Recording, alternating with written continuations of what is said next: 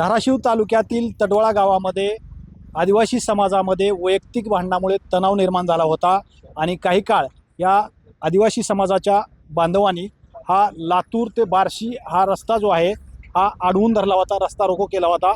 या आत्ता पोलिसांनी ही परिस्थिती जी आहे ती नियंत्रणात आणलेली आहे। आपण पाहू शकतो या ठिकाणी आत्ताही पोलीस गाड्या आपल्याला पाहायला मिळतात, पोलीस अधिकारी जे आहेत ते या ठिकाणी थांबलेले आहेत। सर्व परिस्थिती नियंत्रणात आणलेली आहे पोलिसांनी।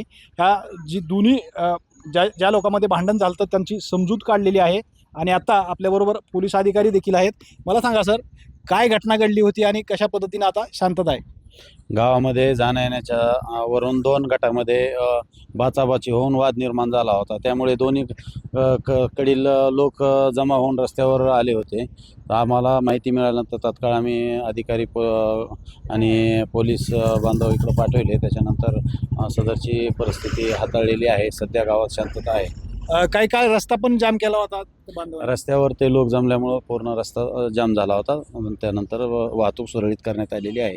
जे भांडण जे झालं त्याच्यामध्ये चाकू हल्ला वगैरे झालेला आहे, त्या ज्या व्यक्तीवर हल्ला झाला त्याची तब्येत आता कशी आहे, काय परिस्थिती आहे? त्यांना दवाखान्यात पाठवलेलं आहे आणि सध्या परिस्थिती चांगली आहे, परिस्थिती नियंत्रणात आहे। हो। एकंदरीतच आपण पाहिलं तर पोलीस बांधवाने जे आहे ती ह्या गावातली तणावाचं जे वातावरण होतं ती नियंत्रणात आणण्यात त्यांना यश आलेलं आहे आणि एकंदरीत आता तडवळा गावामध्ये शांतता पाहायला मिळते। श्रीराम क्षीरसागर, TV9 मराठी, धाराशिव, तडवळा।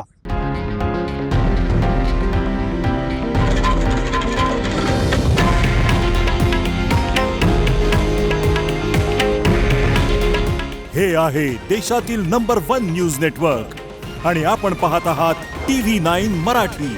काळजी तुमची, हित महाराष्ट्राचं।